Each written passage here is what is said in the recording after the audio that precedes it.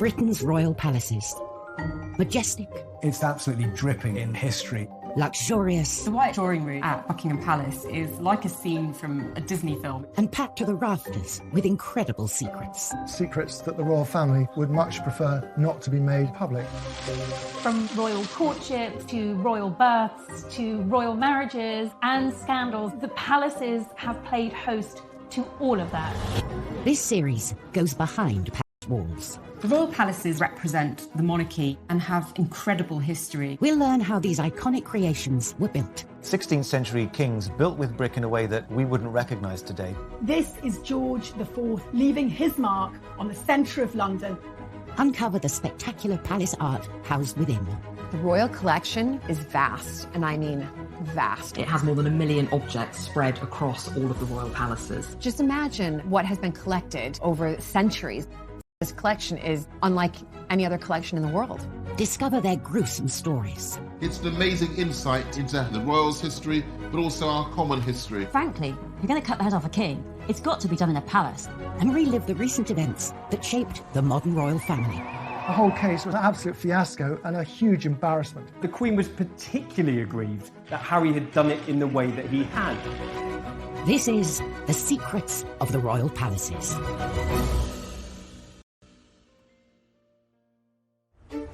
This time, royal security under the spotlight as the Queen gets locked out of her own palace.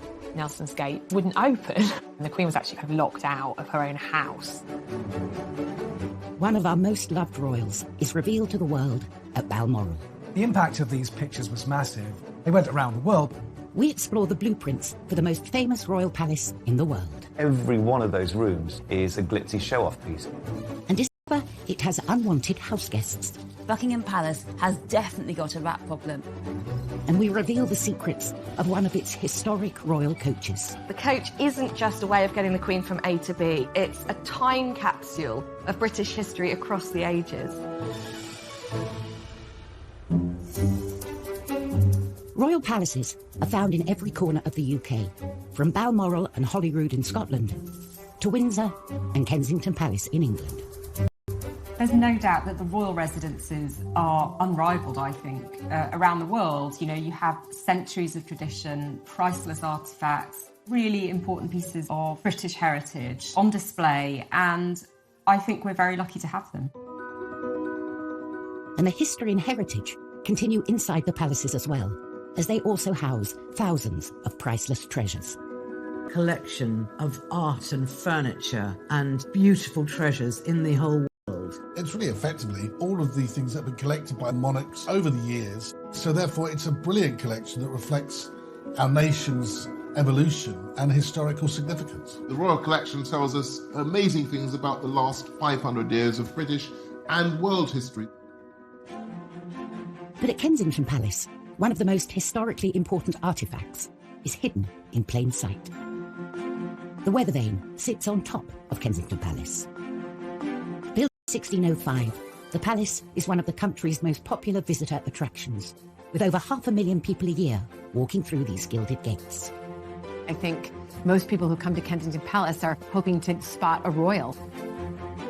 Sitting on the roof, this weather vane is one of the palace's most incredible secrets, a beautiful golden object nestled between the royal chimney pots. When you approach Kensington Palace, if you look up on the rooftops, you might just make out the glitter of a weather vane, but there is more than meets the eye to this thing.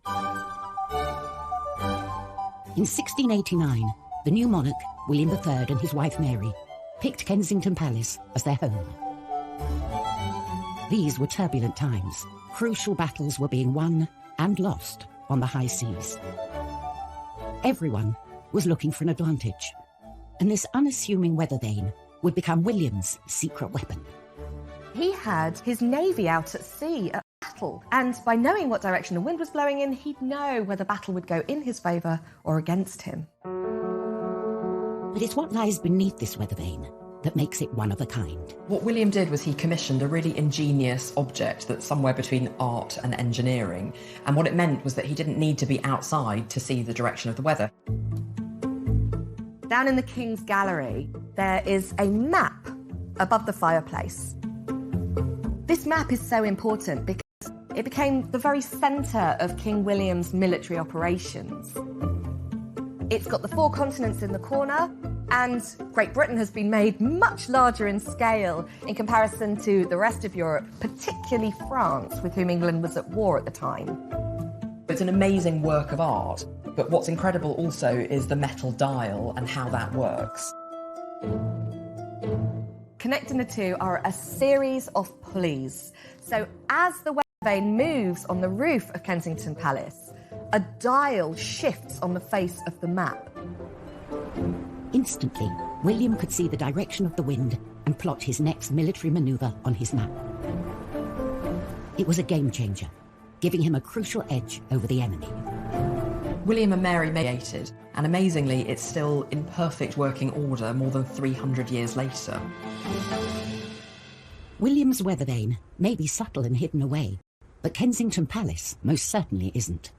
It's one of the most public and easily accessible of all the palaces. For privacy, the royals retreat up to Scotland, to their most secluded palace, Balmoral. Located 100 miles northeast of Edinburgh, Balmoral Estate has been a royal palace since 1852, when Queen Victoria and Prince Albert bought the land and commissioned the castle. Balmoral is where the royals go on holiday, but it's not like the kind of holiday the rest of us have. They are woken to bagpipes in the morning. They are piped into dinner in the evening. They dress up for dinner in formal clothes. It's quite a rigid life, but between those markers during the day, there is enormous freedom.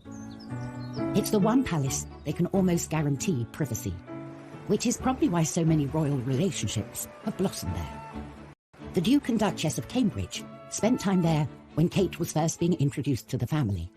But probably the most famous Balmoral romance happened in 1980.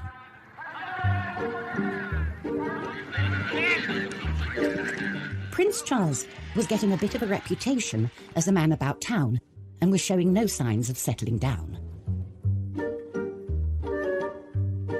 The first duty of the Prince of Wales was to find a wife and produce heirs to the throne, because that is their number one priority, securing the line of succession. After a series of failed relationships, pressure was mounting from within his family for him to find a suitable match. He was over 30.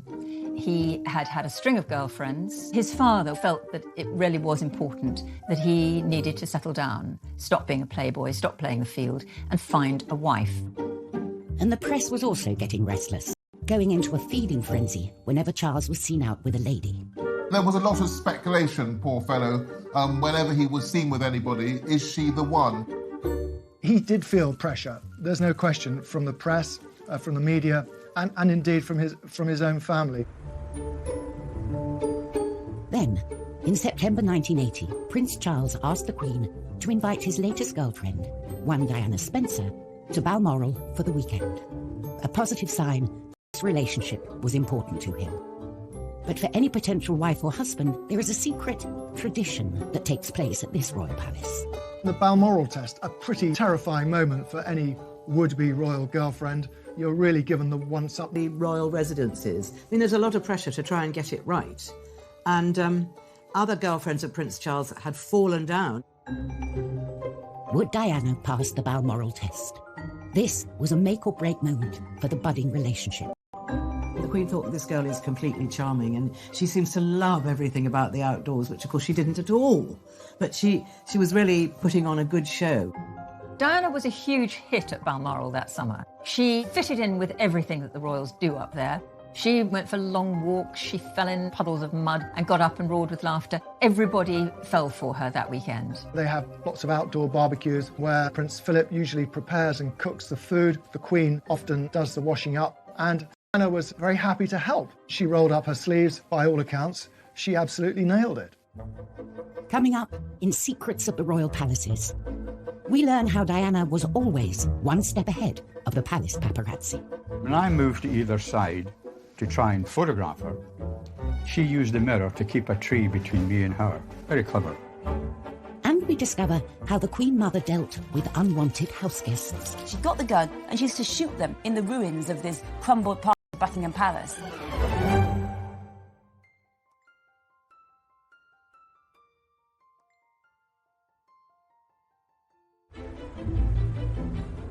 The royal palaces come in all shapes and sizes.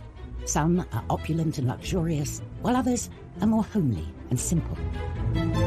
Palaces like Buckingham Palace demand attention, another backdrop for huge affairs of state, while others are just for the family, more secluded and secretive. In September 1980, one palace, Balmoral, was hiding a secret within its 50,000 acres. A secret that, when it got out, was going to change the royal family forever. The royal family have an annual holiday at Balmoral. It is one of the high spots of their year, and they are very private there. The press normally leave them alone for quite a lot of the time at Balmoral. But this year, they were joined by Prince Charles's girlfriend, Diana Spencer. She had already passed the royals' Balmoral test and got the family's blessing. But now, she faced the toughest test of all. How would she deal with the press? The press knew that there was someone around, but they couldn't quite identify which of the glamorous, bright young things who were sort of fluttering around Charles was the latest girlfriend was. So they kind of got away with it for a bit. Photographer Ken Lennox was a regular visitor to Balmoral, taking pictures of the royals on the moors and around the... ...of fishing in the River Dee. As I walked from the car toward the river, I saw that there was a young girl there, blonde, quite close to Prince Charles. The girl saw me and left Prince Charles and went into some giant fir trees. The next thing I saw, a compact mirror coming out from behind a tree. She turned her back to them, and I think she held up a mirror so she could see them, and they saw the mirror glinting. From her very first encounter with the photographers, who would later become a permanent fixture in her life, Diana proved herself savvy. She deliberately didn't want to be photographed. She used that mirror as she walked away, and when I moved to either side to try and photograph her, she used the mirror to keep a tree between me and her. Very clever. I think there's a very good argument for saying that the way she behaved that morning on the riverbank did display an early sign of her unique savviness when it came to spotting a camera and the activities of the press. It must have been dawning on Diana now what she was letting herself in for. Keen to capture this newcomer, Ken returned to the riverbank in the afternoon. A Range Rover arrived, and I saw the girl again.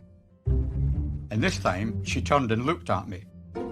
She turned and looked right into the lens. I took a photograph, through some snow, and she turned her head away and went into the fishing hut. But when I got back, despite the bad light and the snow and everything, I got a recognisable photograph of this girl, Meghan Diana Spencer. Ken didn't know it then, but he had just captured the first evidence of a relationship between Prince Charles and his future wife. I didn't think of romance at all at that stage. It was when one of the royal retinue said to me, "I hear you photographed young Diana Spencer." I said, "Yes, I did." And he said, "Don't dismiss it, Kate," which indicated that he thought there was more to come and that it wasn't just a weekend thing. These pictures were the definitive proof of a relationship between Charles and Diana. Ken had a Charles's new girlfriend and potential future queen. When these pictures were published, oh, is it a new girl in Prince Charles's life? Who is she? And she's very much in the sort of Balmoral milieu. This aroused lots of interest and lots of speculation, which is great for the press, but more difficult, I think, for Diana. The impact of these pictures was massive. They went around the world because at that moment he was the most eligible bachelor in the world. The fact that this girl, Diana, we now know, was back there so soon after the first spotting, obviously more significant. I'm on from September 1980 onwards. For the rest of her life, Diana was on the front pages, and she rarely left them. Hidden away in the Highlands of Scotland, Balmoral had proved the perfect palace backdrop for this blossoming relationship. Buckingham Palace, on the other hand, was designed to be seen. It's the most famous and most visited of all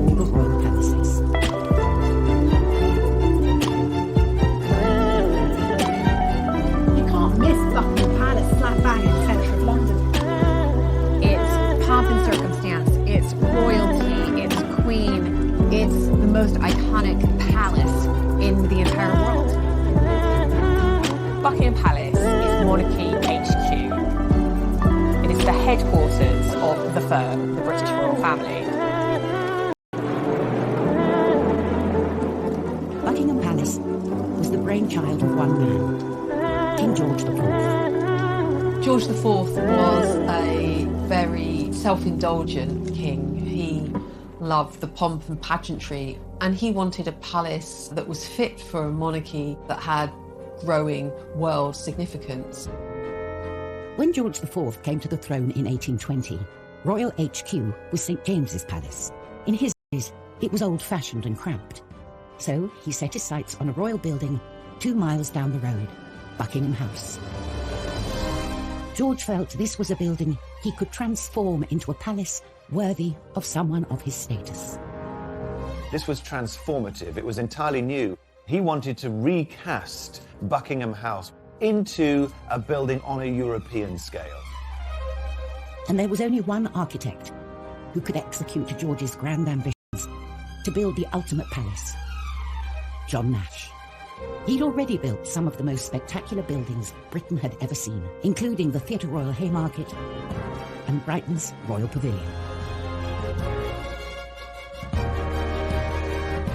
George IV, the showman, always wanted to show off, and Nash was the man to do it for him. Nash had turned the middle of London into a theatrical promenade. He was ingenious. Nash set about transforming Buckingham House into George's vision of a royal palace, doubling the main block in size and massively enlarging the rest. This is George IV leaving his mark on the centre of London. But only part of Nash's exterior remains today, and it is only seen by a privileged few. For those lucky few invited to a garden party, say, sloping down to lawns and beyond them gardens, a lake. It's a neo-French classical style, and it's now, of course, hidden from public gaze. However, the back of the palace was relatively dull in comparison with George and Nash's plan for the front. The pièce de résistance was Marble Arch. The arch was built in front of the palace as its grand entrance. It's the first building in Britain ever to be entirely built of Carrara marble from Italy. Every time the monarch swept through there, it would be with an imperial grandeur. But unfortunately, George never did get to sweep through the arch. He died in 1830, aged 67, before his grand palace was completed. The first monarch to move in was Queen Victoria in 1837, but she felt the palace wasn't big enough and started a major expansion project. She added an east wing. She basically needed more room for the kids. And the first casualty of her build was George's Marble Arch. This arch was basically in the way. It needed to be moved for her to extend the palace. Marble Arch was painstakingly moved, stone by stone, to its current location at the end of Oxford Street. Marble Arch used to be the entrance to Buckingham Palace. Now it's sort of in a busy roundabout. It must have been something of a heartbreaker of a job to dismantle something and then rebuild it for no purpose. As what? A folly, an eye-catcher? It just sits there. It was a monument that no one really wanted. But for all Buckingham Palace's pomp and grandeur, it's been hiding a secret for centuries. A secret it would very much like to get rid of. Rats. Buckingham Palace has definitely got a rat problem. When Queen Victoria moved to Buckingham Palace as Queen, she was shocked by how many rats there were. The rats treated Buckingham Palace like their own personal playground, and when Victoria moved in, she tried to put a stop to it, and really it ended up being a bit of a battle. It got so bad that Victoria had to appoint her own rat catcher, and this was Jack Black, whose title was VR, Rat and Mole Catcher to Her Majesty. And he really was the rat whisperer. I think that Victoria really hoped that he would exterminate the rats for good, but I'm afraid he didn't. The rats continued to plague Buckingham Palace throughout the reigns of all the monarchs. And in World War II, the Queen Mother used to use the rats as target practice. So she had a gun and she was practicing for target practice. She got the gun and she used to shoot them in the ruins of this crumbled part of Buckingham Palace. So the rats have always been a problem throughout all of Buckingham Palace. As recently as 2019, exterminators were called in because rats were seen tearing through the royal kitchens. I honestly think that the best place to be in London if you're a rat is Buckingham Palace. There's lots of food, there's lots of hidden places, there's lots of holes because it's such an old house. So rats have a good time in Buckingham Palace, and they historically always have. So if you go to a state banquet, you never know, there might be a couple of rats lurking under the floorboards. Still to come on Secrets of the Royal Palaces. Nash and George's grand front gate has gone, but the palace's dazzling staterooms more than compensate. The White Drawing Room is exquisite, and that's so deliberate. It's all about reinforcing the mystery of monarchy. And a royal hellraiser wreaks havoc at St. James's. Suddenly his court became one of extravagance, of hedonism, and certainly of women.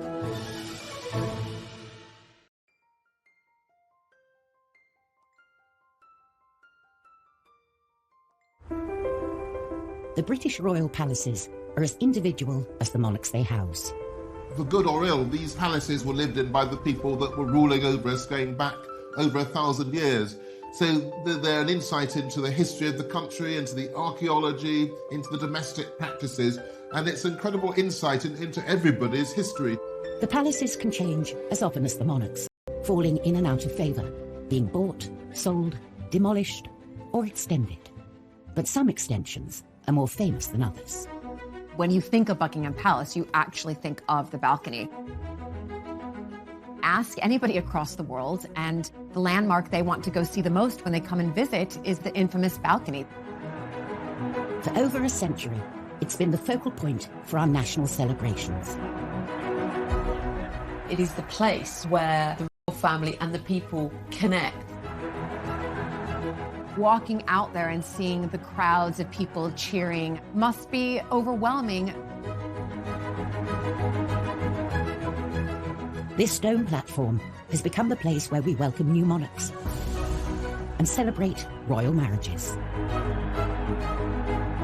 On this balcony, some traditions have been shaped by popular demand. Prince George of Kent and Princess Marina became the first royals to wave to the crowds in 1934.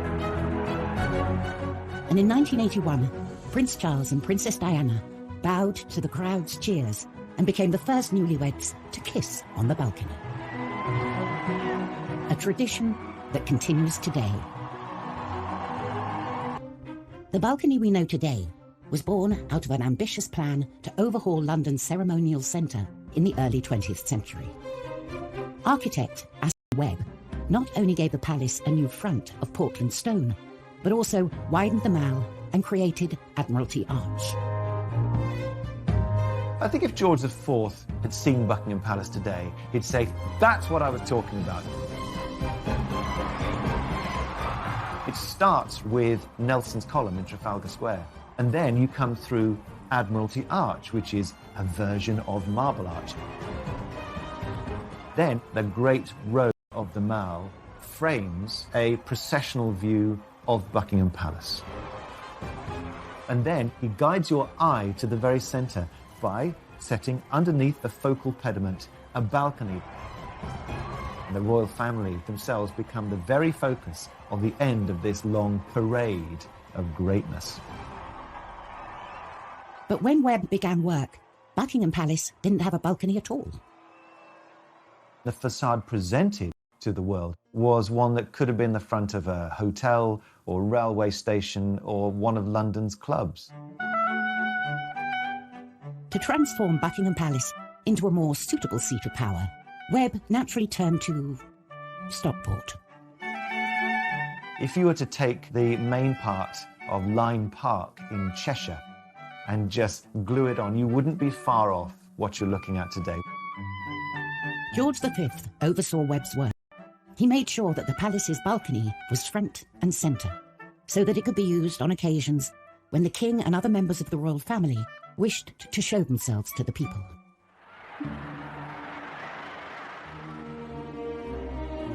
Just months after the building was completed, World War I broke out, and the crowds gathered to seek reassurance from the king. But perhaps the balcony's most defining moment came on VE Day in 1945. They talked of it being draped in crimson and fringed in gold, you know, across the sort of grey slash that is the frontage of Buck Pal. There is this kind of extraordinary flicker of hope and majesty around which everyone could gather and cheer and say hallelujah because the war was over. It gives a focal point, if you like, for national emotion. Millions watch the royal family standing on the palace's balcony, unaware it's a copy of a Stockport stately home. But not all monarchs use their palaces to celebrate moments of national pride. Back in the 17th century, one particular hell-raising earl used St. James's Palace to throw bashes. Charles had a group of male friends, which was perhaps the most shocking group of male friends you could possibly imagine, and they were called the Merry Gang. His court became one of extravagance, of hedonism, and certainly women. The head of this lot was John Wilmot, 2nd Earl of Rochester, who we know now through what are the rudest poems in the canon of English literature you will ever find. I mean, there aren't many about trees and flowers, frankly, that everyone is about, well, about a penis, really, that kind of thing. But actually, Rochester did go too far. And what he did was he wrote this poem called A Satire on Charles II, and it was savage. It savaged the king, it savaged the court, and it was so disdainful. And this is the worst line for me. Rochester said of the king, "Restless he rolls about, from whore to whore, a merry monarch, scandalous and poor." So Rochester really was never again the king's friend. This poem marks the final break. That was the end of Rochester as being part of the king's court, until his death, finally, fittingly, of syphilis in 1680.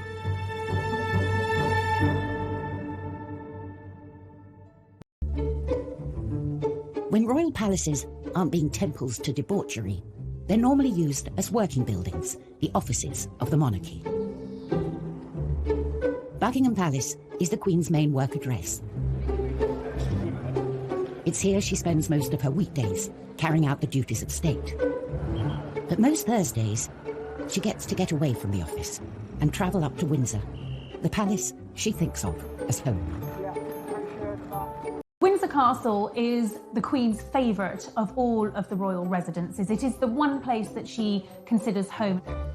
Windsor is the one that means the most to her. It's a journey that's made most weeks and should run like clockwork. It's all about communication. When Her Majesty leaves Buckingham Palace, they will choose a route and through an encrypted system will inform Windsor Castle that Her Majesty is on way and that the ETA is roughly half an hour or whatever.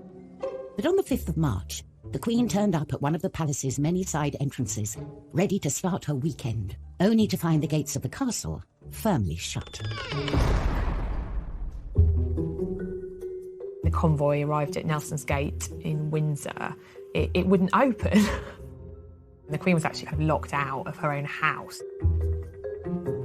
Normally with royalty, it's rather like the door at number 10, it opens as you arrive. Similarly with royalty arriving at a palace, the gates open and then the gates shut after she's gone in. But just didn't seem to happen this particular day, which is astonishing, really. That door.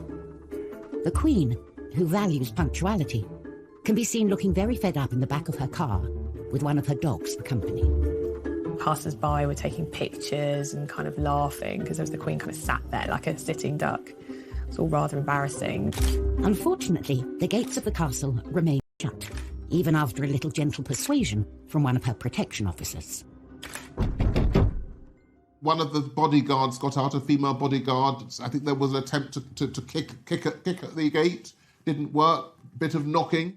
With the gates not budging, they had no choice but to try something else. When the Queen is in a motorcade, you have to keep moving. You never ever want to stop. That's why they sail through red lights and they've got police outriders, because the moment the car with the principal stops, they're a sitting target. The protocol is always to keep moving.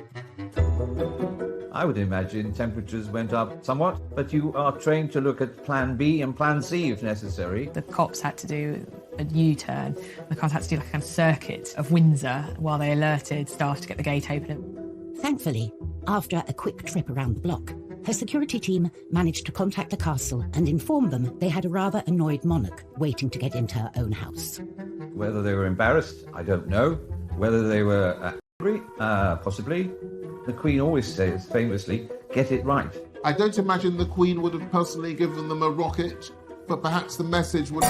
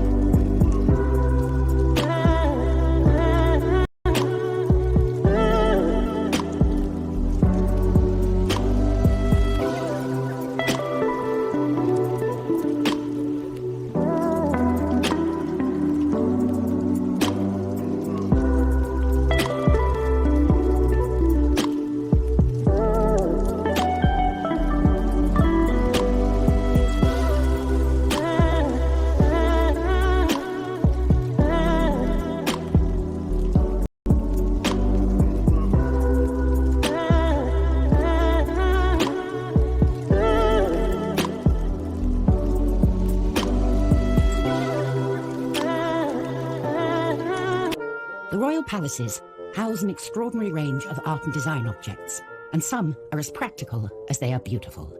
None more so than the Queen's collection of carriages, a vital and iconic part of any royal celebration.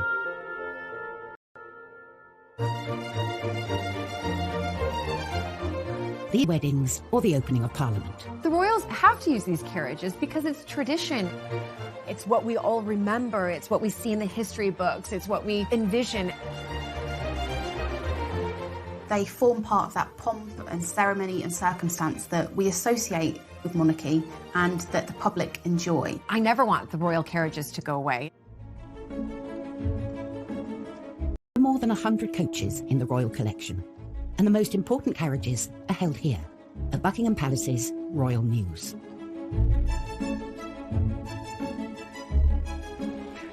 The newest coach on the Mews is the Diamond Jubilee State Coach, which made its first appearance in 2014 as the Queen set out from the palace for the state opening of Parliament. The Jubilee coach looks really like a kind of classic fairy tale coach. Black and gold. It's got all the symbols of monarchy. It's more than 5 metres long, it's 3 metres high, and it needs 6 horses to get it going.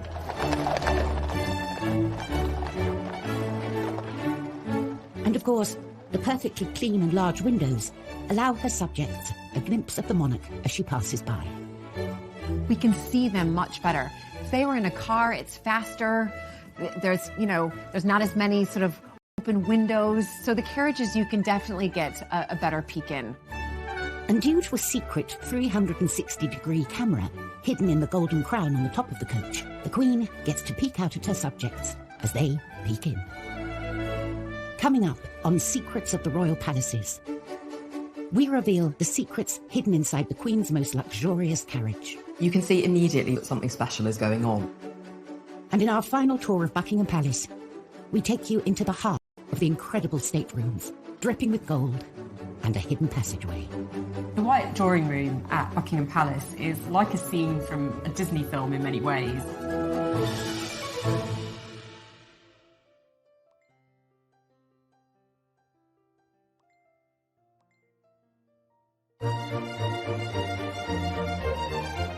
The Diamond Jubilee coach, the newest and most high-tech of the coaches on the Mews at Buckingham Palace, had its first public outing in 2014. The coach, made in Australia, was originally designed for the Queen's 80th birthday in 2006. The coachmaker was a man called Jim Frecklington, and I think it's fair to say he was an obsessive. He had actually already designed a coach for the Queen. That was the Australian state coach that was gifted to her in 1988. But with this, he wanted to do something even more extraordinary. You can see immediately when you look inside the coach that something special is going on. It's got this incredible patchwork of different small wooden panels. There's a piece of Canterbury Cathedral, there's a piece of Carnarvon Castle, there's something from 10 Downing Street, you've got something from Henry VIII's flagship, the Mary Rose, there's even something from the apple tree that Isaac Newton sat under. The handrails are a very personal touch for the Queen because they come from the decommissioned royal yacht Britannia. The coach isn't just a way of getting the Queen from A to B. It's a museum on wheels. It's a time capsule of British history across the ages. All in all, it took nearly a decade and the combined efforts of 50 craftsmen to complete the coach and ship it to the UK, missing the Queen's 80th birthday by 8 years. But the final result is truly extraordinary. Ultimately, it wasn't just made to be this wonderful plaything, it's actually a serious working piece of equipment, so it's very much a working work of art. And with its elegant combination of glamour, history and modern convenience, it's a coach well worthy of its place in Buckingham Palace's Royal Muse. From a vast expanse of the Royal Mall to the imposing 20th century facade of Buckingham Palace, it's all about showing off.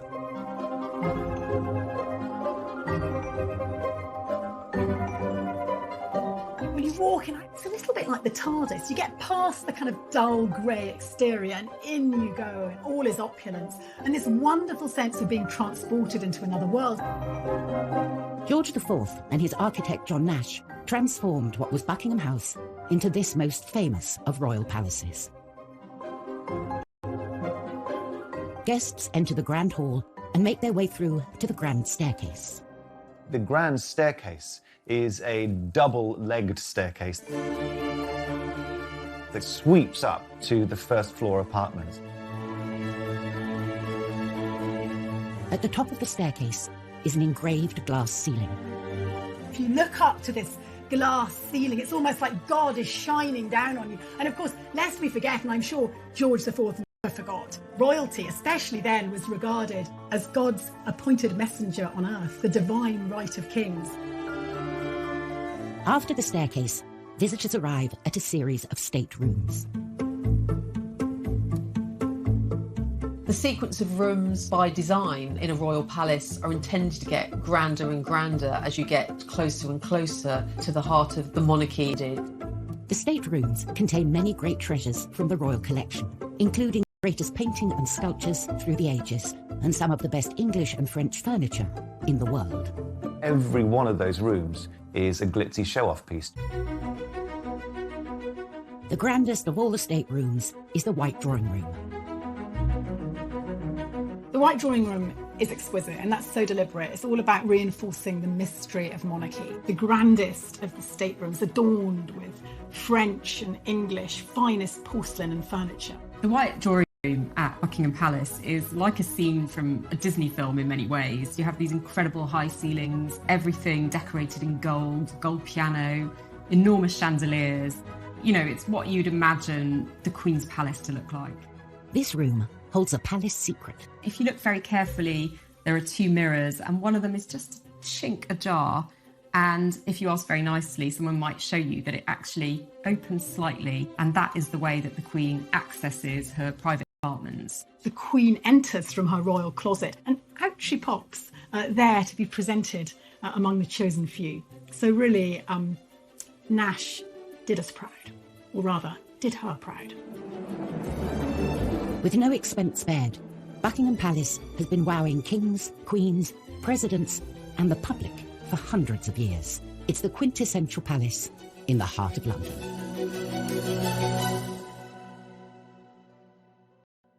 Next time, an ex-royal butler accused of stealing from the palace reveals the impact of these shocking charges. The bottom of my wall fell out. I was heading straight to prison. We uncover the secrets of Balmoral, a favourite getaway for generations of royals. This was their patch, where they could do things how they liked. And tensions rise at the palace as President Trump breaks the rules. Trump knew he needed to be on the very best behaviour.